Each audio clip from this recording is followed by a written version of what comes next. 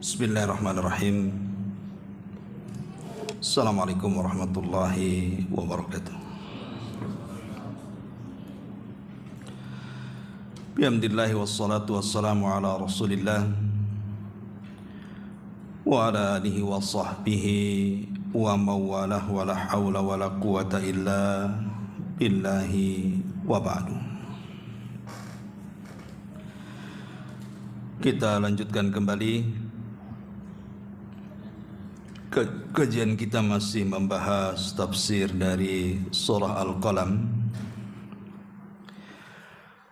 Kemarin kita membahas pada ayat ke-10 dan ke-11 dan juga ke-12, dan sekarang masuk pada ayat ke-4, ke-13 dan seterusnya. A'udzubillahi minasyaitonirrajim. Bismillahirrahmanirrahim. Utullim ba'da dzalika zanim an kana dza malin wa banin idza tutla alaihi ayatuna qala asatirul awwalin sanasimuhu alal khurtum. Allah Subhanahu wa ta'ala mengatakan, yang memiliki sikap kaku dan kasar, selain dari itu yang terkenal kejahatannya, karena dia merasa memiliki banyak harta dan juga anak-anak. Apabila ayat-ayat kami dibacakan kepadanya, dia pun berkata, ini adalah dongeng-dongeng orang-orang yang terdahulu. Ketahuilah kelak dia akan kami beri tanda pada belalainya. Ayat ini bicara tentang seseorang di zaman Nabi sallallahu alaihi wasallam, bahkan boleh dikata musuh berat Nabi sallallahu alaihi wasallam dalam berdakwah. Dia adalah Al-Walid ibnu Mughirah, ayahanda daripada Khalid ibn Walid. Al-Walid ibn Mughirah ini satu di antara tokoh-tokoh Quraisy terkemuka. Bahkan dia lebih tinggi jabatannya dibandingkan Abu Jahal. Kenapa? Karena Al-Walid ini memiliki kekayaan yang luar biasa. Boleh dikata orang kayanya Mekah di zaman itu. Bahkan dia memiliki tanah dan kebun kurma itu terbentang dari Mekah sampai ke Taif. Saking kayanya. Karena di zaman itu kan kekayaan diukur dengan luasnya lahan yang dimiliki dan perkebunan. Selain daripada itu, Al-Walid sendiri memiliki kecerdasan. Dia pandai melantunkan syair-syair, bukan hanya syair manusia, syair jin pun dia kuasai. Itulah Al-Walid ibn Mughirah. Makanya Allah Subhanahu wa ta'ala sampai menurunkan beberapa ayat dalam Al-Quran tentang kisahnya, walaupun tidak tersurat tetapi tersirat. Contoh ketika Allah Subhanahu wa ta'ala mengatakan, "Dzarni wa man khalaqtu wahida wa ja'altuhu malan mamduda wa banina syuhuda." Biarkan orang itu yang aku ciptakan sendirian. Kemudian aku, kata Allah, berikan dia banyak harta yang luar biasa dan anak-anak yang senantiasa tidak lepas dari pandangan orang tuanya. Jadi Al-Walid ibn Mughirah ini selain daripada memiliki kekayaan harta yang luar biasa, dan juga anak-anak yang sukses yang tidak pernah meninggalkan orang tuanya, dia berbangga dengan kekayaan dunia ini. Sebenarnya Al-Walid ibn Mughirah sendiri sempat terpengaruh dengan Al-Quran. Suatu hari dia datang kepada Abu Bakar Siddiq radhiyallahu an, ingin mengetahui apa yang diajarkan Nabi SAW kepada Abu Bakar. Maka Abu Bakar pun kemudian membacakan beberapa ayat Al-Quran di hadapan Al-Walid ibn Mughirah ini, dan sempat terpengaruh. Bagaimanapun dia seorang penyair, dia bisa membandingkan syair-syair yang ia karang atau yang ia hafal dengan Al-Quran yang dibaca Abu Bakar. Jauh sekali tidak ada bandingannya. Makanya dia sempat memuji Al-Quran. Disitulah dia penasaran, ingin berjumpa langsung dengan Rasul dan mendengar langsung lantunan-lantunan ayat yang dibacakan Rasul di hadapannya. Maka dia pun mendengar ayat-ayat yang dilantunkan Rasul di hadapannya. Dia tertarik, hampir-hampir masuk Islam. Kalau bukan karena takutnya kehilangan jabatan, kehilangan popularitas di tengah-tengah orang Quraisy dari ancaman Abu Jahal, kalau dia masuk Islam, maka Abu Jahal akan membawa kasusnya ke masyarakat Quraisy supaya menanggalkan jabatannya. Makanya dia ketakutan. Kalau seandainya kemudian popularitasnya hilang, jabatannya juga hilang, pamornya juga hilang, makanya dia tidak jadi masuk Islam. Justru sebaliknya, akhirnya mencela Islam dan mengatakan bahwa Al-Quran yang dibawa Nabi SAW itu adalah perkataan manusia, atau bahasanya asatirul awalin, perkataan orang-orang terdahulu. Bahkan dia berani mengatakan bahwa jangan-jangan Al-Quran yang dibaca Rasul itu adalah sihir yang diimpor dari luar. Lah tentu ini kelancangan Al-Walid ibn Mughirah terhadap firman-firman Allah Subhanahu wa taala. Maka dia semakin sombong. Akhirnya kemudian dia menggunakan dengan kekayaan yang Allah anugerahkan kepadanya, bukan semakin bersyukur, beriman kepada Rasul, justru makin kufur. Dan nampak perangai jahatnya. Makanya Allah mengatakan sifatnya Al-Walid dalam ayat ini, utullim ba'da dzalika zanim, yang memiliki sifat yang kasar. Maksudnya Al-Walid ibn Mughirah selain daripada itu terkenal kejahatannya. Tentu ada penyebabnya, ada penyulutnya. Maka penyulutnya Allah mengatakan angkana dza malin wa banin, karena dia merasa mempunyai banyak harta dan anak-anak. Makanya sering saya katakan bahwa terkadang harta itu tergantung siapa yang memegangnya. Ada istilah yang disabdakan Nabi SAW, malun salihin, malun salih li rajulin salih. Harta yang baik itu kalau dipegang orang baik, tetapi harta akan menjadi jahat kalau yang memegang orang jahat. Makanya ada istilah bahwa harta dan kekayaan itu adalah sirru at-tughyan, rahasia bejatnya manusia. Itulah yang diisyaratkan di dalam Al-Quranul Karim, kalla innal insana la yatgha an ra'ahu stagna. Sekali-kali manusia mudah melampaui batas ketika dia merasa Allah memberikan kekayaan dan kecukupan kepada hidupnya. Karena sejarah membuktikan Qarun yang tadinya orang yang paling alim dengan Taurat, bahkan dikatakan munawir karena keindahan bacaan Tauratnya, saat dia miskin, dia diundang ke sana kemari untuk membacakan Taurat. Tapi setelah dia menjadi kaya, dia tinggalkan Tauratnya dan dia menjadi orang yang pertama yang menentang Taurat dan menentang Nabi. Akhirnya Allah Subhanahu wa taala kirimkan azab kepada Qarun, fa khasafna bihi wa bidarihil arda. Kami tenggelamkan Qarun dan seluruh kekayaannya ke dasar bumi. Itulah kekayaan terkadang menjadi bencana bagi pemegangnya. Seperti Al-Walid ibn Mughirah di sini, utullim ba'da dzalika zanim an kana dza malin wa banin.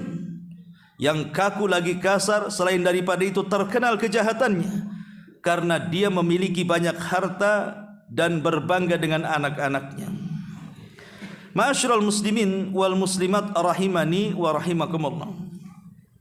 Kemudian Allah Subhanahu wa taala memberikan dampak bagaimana harta itu bisa merusak seseorang. Allah Subhanahu wa taala mengatakan, idza tutla alaihi ayatuna qala asatirul awwalin.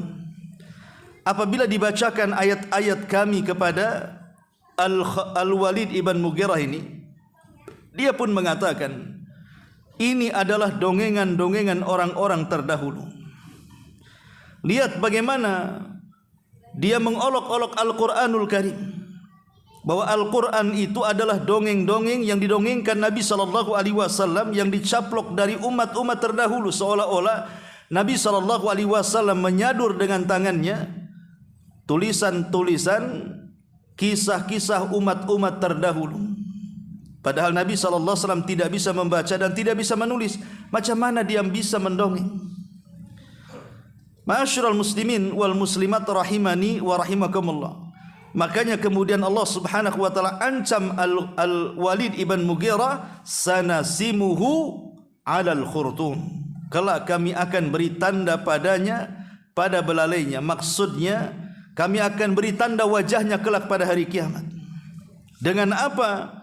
Dengan wajah yang hitam, dengan wajah yang buruk, dengan wajah yang penuh penyesalan. Yauma tabyaddu wujuh wa taswaddu wujuh. Pada hari itu ada wajah-wajah yang putih bersinar, tapi juga ada wajah-wajah yang hitam kelam. Itulah wajahnya Al-Walid ibn Mughirah, penuh dengan kehitaman dan debu. Ma'asyiral muslimin wal muslimat rahimani wa rahimakumullah. Dari sini pelajarannya bahwa bagaimana harta itu bisa menolak seseorang dari hidayah, dan bagaimana pula harta itu bisa mengeluarkan orang dari hidayah. Tetapi subhanallah, walaupun Al-Walid ibn Mughirah ini adalah penjahat dakwah, musuh Nabi SAW, tapi dia punya keturunan yang sangat berjaya dalam Islam. Al-Walid Al-Khalid ibn Walid, ma'ruf. Khalid ibn Walid seorang pedang Allah Subhanahu wa taala yang menghunuskan pedang demi kejayaan Islam. Walaupun Khalid ibn Walid ini memang masuk Islam belakangan, setelah 20 tahun Nabi SAW berdakwah, 13 tahun di kota Mekah, kemudian 10 tahun di kota Madinah, Khalid ibn Walid ini baru masuk Islam di tahun ke-7 Hijriah. Artinya setelah 20 tahun lebih Nabi SAW berdakwah di kota Mekah dan Madinah, baru dia datang menghadap Rasul mengislamkan dirinya. Alasannya, Khalid pernah mengutarakan kenapa dia telat masuk Islam. Padahal dia kenal Nabi SAW itu sudah sejak di Mekah. Dia menyaksikan Rasul berdakwah, dan dia menyaksikan teman-temannya menjadi orang-orang yang awal-awal beriman. Dia mengatakan bahwa karena ketika itu kami menganggap Abu Jahal sebagai tokoh kami, dan ucapannya lebih bijak dibandingkan Muhammad SAW. Karena Abu Jahal ketika itu disebut sebagai Abul Hakam, bapak kebajikan, bapak yang kalau bicara itu penuh dengan hikmah dan pelajaran. Ya, karena dia tokoh besar, wajar dijadikan pemimpin di tengah-tengah Quraisy. Jadi Khalid itu masih gandrung dengan Abu Jahal. Tapi setelah Abu Jahal meninggal dan dia yang menjadi tokoh di tengah-tengah Quraisy, barulah sadar dan menyadari bahwa apa yang dikatakan Abu Jahal dan tokoh-tokoh Quraisy itu jauh lebih buruk dibandingkan apa yang dibawa Nabi SAW. Makanya kemudian hidayah masuk ke dalam hatinya. Dia datang menemui Nabi SAW, kemudian masuk Islam. Sejak itulah dia memberikan seluruh kehidupannya untuk berjuang di jalan Allah Subhanahu wa taala, entah berapa peperangan yang sudah dilaluinya. Walaupun kenyataannya dia tidak mati dalam peperangan, padahal luka sudah terhitung di badannya, dia tetap saja mati di pembaringan. Ma'asyiral muslimin yang dimuliakan Allah Subhanahu wa taala. Kembali kepada ayat, kemudian Allah Subhanahu wa taala setelah menjelaskan tentang kisah Al-Walid ibn Mughirah dan bagaimana harta itu bisa membuat orang kufur nikmat, bagaimana harta itu bisa menghancurkan pemegangnya, bagaimana harta itu menjadikan penyebab datangnya laknat dan azab Allah Subhanahu wa taala. Kemudian Allah contohkan satu kisah supaya orang-orang kafir Quraisy itu mereka menyerap dari kisah ini, kisah tentang ashabul jannah, kisah tentang pemilik kebun. Allah Subhanahu wa taala berfirman, "Inna balawnahum kama balawna ashabal jannati id aqsamu la yasrimunnaha musbihin wa la yastathnun." Sungguh kami telah menguji mereka, maksudnya penduduk Mekah, orang-orang musyrik, sebagaimana kami telah menguji pemilik-pemilik kebun, maksudnya ashabul jannah, ketika mereka bersumpah pasti kami akan memetik hasilnya di pagi hari dan mereka tidak akan menyisakan sedikit pun. Jadi kisah globalnya seperti ini. Sebelum kita masuk kepada ayat supaya paham kisahnya. Ma'asyiral muslimin wal muslimat rahimani wa rahimakumullah. Ada yang mengatakan bahwa kisah ini terjadi di negeri Yaman. Ada juga yang mengatakan kisah ini adalah kisah Israiliyah. Wallahu alam, Al-Quran tidak mendetailkannya kisah ini di mana terjadi, karena memang Al-Quran sendiri bukan kitab sejarah. Quran itu kitab ibrah dan pelajaran.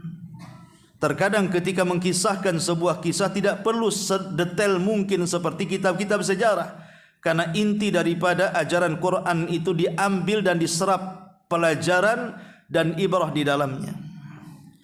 Intinya bahwa dahulu di kota Yaman atau di negeri Yaman ada seorang laki-laki yang sangat dermawan. Dikenal kedermawanannya dan dia memiliki kebun yang sangat luas dari kebun anggur dan dipenuhi dengan buah-buahan yang lainnya. Saking dermawanannya orang ini, apabila datang musim panen, dia tidak memanennya, tapi dia mempersilahkan para fuqara wal masakin mengambil jatahnya. Jadi dia mendahulukan orang-orang yang miskin, orang-orang yang fakir untuk memetiknya duluan. Setelah kemudian mereka puas memetiknya, maka kemudian sisanya barulah kemudian pemilik kebunnya memanennya, kemudian menjualnya untuk menghidupi keluarganya dan sebagiannya dikembalikan kepada kebunnya. Jadi dia membagi kebun itu menjadi 3 bagian. Bagian yang pertama disedekahkan kepada fuqara wal masakin, bagian yang kedua untuk menghidupi dia dan keluarganya, bagian yang ketiga dikembalikan kepada kebun. Dia tahu hak daripada harta yang harus diberikan kepada siapa, dan dia memberikan yang terbaik sedekah. Makanya dia tidak berani memanen duluan, tetapi orang-orang fakir miskin dulu masuk duluan, biar mereka memetik sesuka mereka, memetik yang terbaik yang mereka sukai. Dan harusnya seperti itu. Kalau kita hendak bersedekah, jangan sampai bersedekah dengan barang-barang yang kita sendiri tidak suka, kemudian kita berikan kepada orang lain. Kan banyak kadang-kadang kita bersedekah dengan baju-baju yang sudah kuno, yang sudah jadul gitu ya, yang sudah bau busuk, yang harusnya dibuang ke tong sampah, akhirnya disedekahkan. Kita sendiri tidak mau pakai. Kita sendiri merasa jijik dengan baju kita sendiri yang sudah kita pakai. Kenapa kemudian disedekahkan kepada orang? Lah ini yang terjadi. Lah bapak ini adalah sang dermawan yang luar biasa. Dia walaupun pemilik kebun, tapi dia tetap orang-orang miskin duluan yang memanennya sebelum dia panen. Siapa hari ini yang melakukan seperti ini? Tidak ada. Kalau seandainya kita ini memiliki kebun, boleh jadi mungkin kebun itu tidak akan diserahkan kepada orang. Jangan kepada orang, kepada codot pun kita nggak kasih, diberongsong, kasih kresek gitu ya. Pelit sama binatang, apalagi sama orang ya. Jadi akhirnya kemudian Allah Subhanahu wa taala takdirkan si bapak ini meninggal dan memiliki banyak keturunan. Lah rupanya keturunannya ini tidak sebagaimana ayahnya yang sangat dermawan. Ada yang mengatakan dia memiliki 5 putra, ada yang mengatakan 7 putra. Tapi yang jelas bahwa semua putra-putranya tidak mewarisi akhlak ayahnya, tidak mewarisi kedermawanan akhlak ayahnya, kecuali 1 orang. Jadi 1 orang yang mewarisi akhlak ayahnya, yang lainnya sebuah kufur nikmat. Ketika kemudian ayahnya meninggal dan setahun setelahnya mereka akan mengadakan panen raya, maka anak-anaknya kemudian rapat berdiskusi, kemudian membodoh-bodohkan ayahnya saat diskusi dengan mengatakan, ayah kita ini bodoh, ini kan kebun-kebun kita, hasilnya juga hasil kita, kenapa mesti dibagi-bagi para fuqara wal masakin, membuat kita bangkrut. Sebaiknya panen raya tahun ini setelah ayah meninggal, maka tidak boleh 1 buah pun kita bagi-bagi kepada mereka. Bahkan kebiasaan ayah yang membiarkan kebun itu di pagi hari orang-orang fakir dan miskin datang, sebelum fakir dan miskin datang ke kebun, kita panen duluan, sehingga ketika mereka datang sudah tidak ada lagi buah-buahan. Lihat bagaimana mereka hendak membuat makar kepada Allah Subhanahu wa taala dan orang-orang yang beriman. Lah salah satu dari anaknya mengingatkan dan mengatakan, jangan. Bukankah ayah kita tidak pernah melakukan seperti ini? Bukankah ayah kita selalu mendahulukan fakir dan miskin memetik baru kita panen? Kenapa kalian kemudian hendak mengingkari kebiasaan dan budaya yang ayah turunkan kepada kita? Tapi karena 1 lawan beberapa orang, maka dia pun tidak bisa apa-apa karena ditekan saudara-saudaranya. Akhirnya dia hanya bisa bicara tapi tidak bisa beraksi. Dia hanya bisa memandang bagaimana fuqara wal masakin tidak sanggup dan tidak bisa mendapatkan jatah sedekah lagi. Maka di malam itu setelah mereka rapat, mereka mengatakan, besok pagi-pagi buta kita harus sudah sampai di kebun kita, dan sebelum matahari menyingsing kita sudah harus memanen seluruh buah-buahan yang ada di kebun itu. Bahkan sebelum fuqara wal masakin datang, kalau bisa tidak ada 1 buah pun yang menempel di rantingnya. Itulah sumpah mereka. Akhirnya mereka sudah membayangkan tuh besok akan panen raya, besok mereka akan kaya, dan begitu seterusnya. Rupanya Allah Subhanahu wa taala jauh lebih hebat dibandingkan makar mereka. Wa makaru makran wa makarna makran wallahu khairul makirin. Kalian boleh melakukan makar, tapi kami juga punya makar, kata Allah, dan makar kami sebaik-baik makar. Malam itu Allah Subhanahu wa taala kirim azab. Dikirimnya halilintar, kemudian membakar seluruh kebun anggur itu dan buah-buahan yang lainnya sampai jatuh ke para-parapnya, sehingga terbakar dan tidak tersisa. Jangankan lagi buahnya, ranting-rantingnya, dahan-dahannya, batang-batangnya, semua menjadi abu terbakar. Sementara anak-anaknya tidak tahu. Mereka sudah menghayal, membayangkan besok kita akan panen raya, sementara Allah Subhanahu wa taala sudah membakar kebun itu sehebat-hebatnya sampai tidak tersisa, sampai hanya tinggal abunya saja. Ketika sudah sampai di pagi hari, mereka pun sudah senang mempersiapkan peralatannya, mempersiapkan segala persiapannya. Berangkatlah mereka ke kebun itu. Sesampainya di kebun itu mereka kaget karena tidak menemukan kebunnya. Maksudnya tidak menemukan kebun yang mereka bayangkan bahwa kebun itu akan mereka panen. Tapi yang mereka hadapi justru ladang yang sudah gosong, tidak ada 1 tanam pun yang tumbuh kecuali hanya debu di mana-mana karena akibat terbakar di malam hari. Mereka menganggap bahwa jangan-jangan kita salah alamat, jangan-jangan ini bukan kebun kita. Kalau begitu kita cari lagi, ini bukan kebun kita. Mereka tidak percaya kalau itu kebunnya. Akhirnya mereka putar-putar lagi, ya namanya itu kebunnya, ya datang lagi ke situ, datang lagi ke situ. Barulah kemudian mereka sadar apa yang mereka rencanakan itu jahat. Kemudian mereka pun bertobat kepada Allah Subhanahu wa taala. Disinilah kisah dimulai. Allah Subhanahu wa taala mengatakan, "Inna balawnahum kama balawna ashabal jannah." Sungguh kami telah menguji mereka penduduk Mekah itu sebagaimana kami telah menguji pemilik-pemilik kebun, kisah ashabul jannah, pemilik kebun. Ketika mereka bersumpah pasti kami akan memetik hasilnya di pagi hari dan mereka tidak akan menyisakan kepada orang-orang miskin. Mereka sudah bersumpah mereka akan panen raya dan tidak ada sama sekali orang miskin yang akan kebagian. Ma'asyiral muslimin wal muslimat rahimani wa rahimakumullah. Lihat bagaimana niat buruk mereka. Hati-hati, jangan pernah kita ini meniatkan sesuatu yang buruk kepada manusia.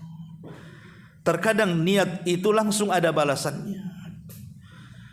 Makanya Allah Subhanahu wa taala mengatakan, "Fatafa 'alaiha ta'ifum mir rabbika wa hum naimun."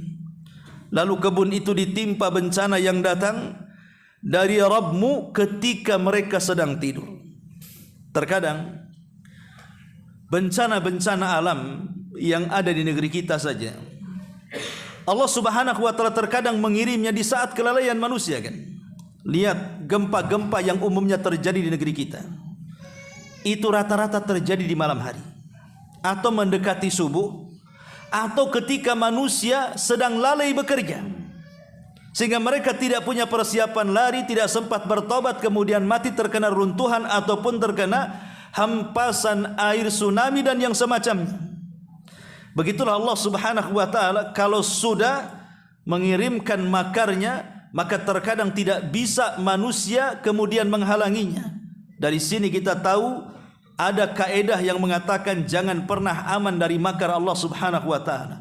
Sebab kalau seandainya Allah sudah mengirimkan makarnya kepada kita, terkadang kita tidak sanggup menerimanya.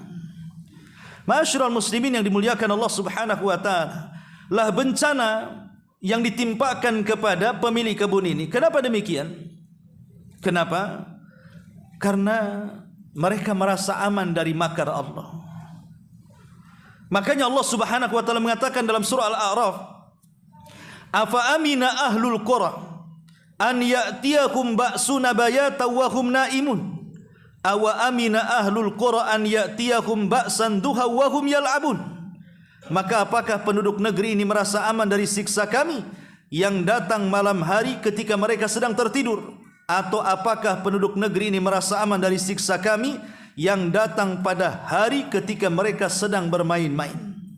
Ingat bahwa makar Allah Subhanahu wa taala jangan pernah diremehkan. Seperti kisah Ashabul Jannah, Allah mengatakan fa asbahat kasarim, maka jadilah kebun itu hitam seperti malam yang gelap gulita.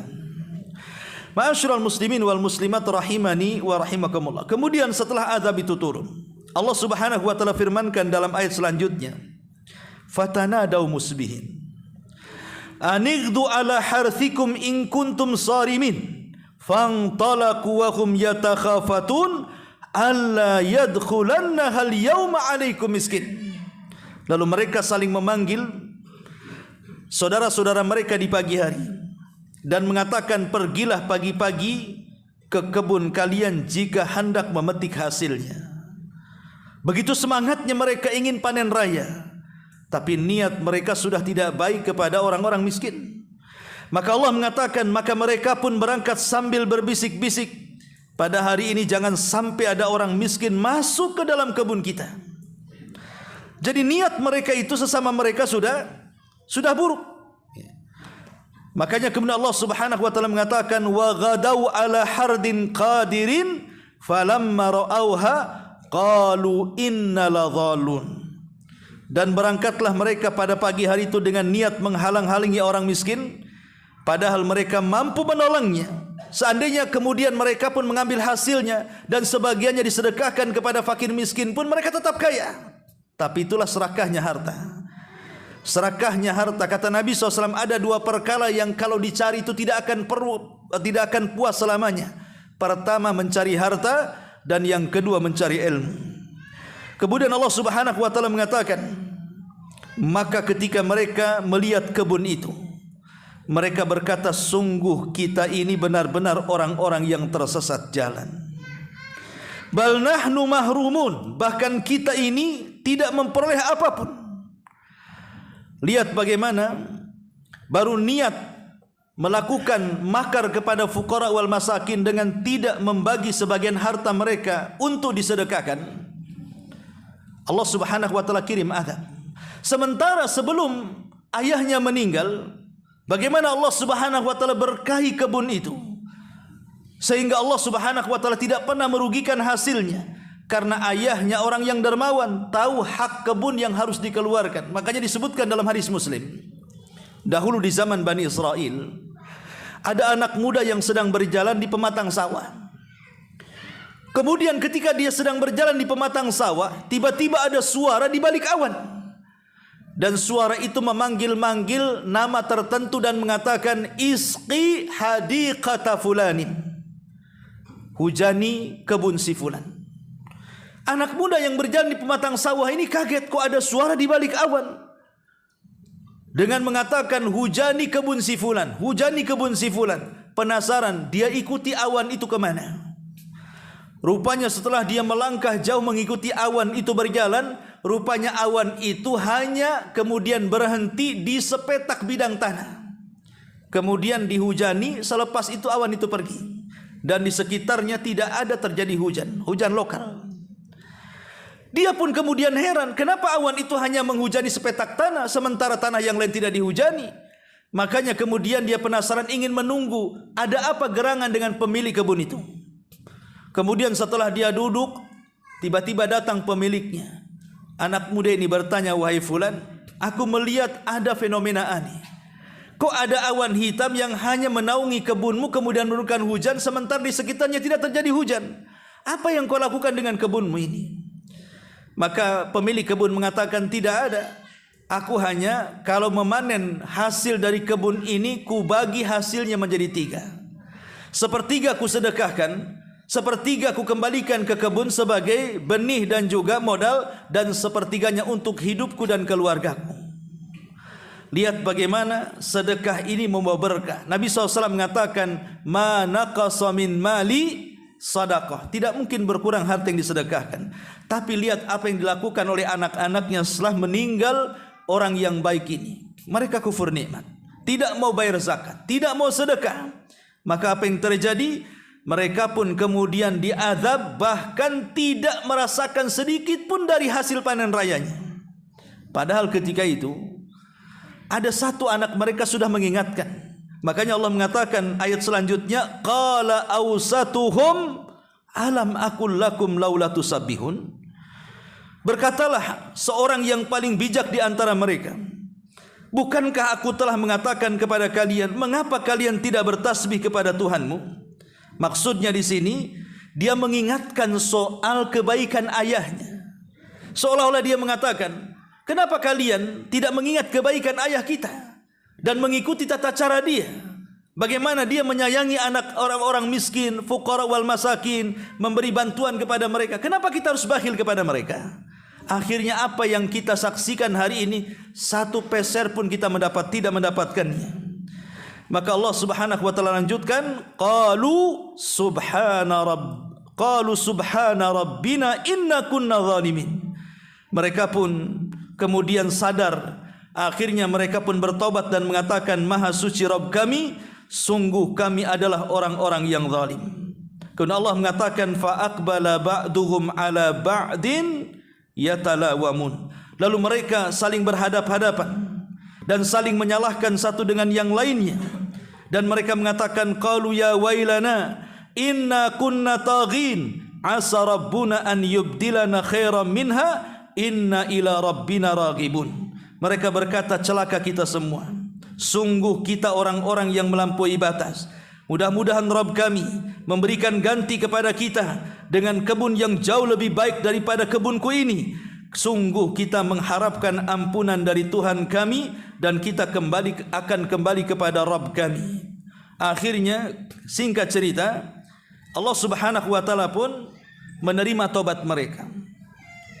Dan setelah kemudian mereka betul-betul bertobat, ingin seperti ayahnya menjadi orang yang dermawan, maka Allah Subhanahu wa taala suburkan kembali kebunnya. Kemudian setiap panen raya dikembalikan seperti adat istiadat yang pernah dilakukan ayahnya. Begitulah Allah Subhanahu wa taala firmankan, "Walau anna ahlal qura amanu wattaqau lafatahna 'alaihim barakatim minas sama'i wal ardh."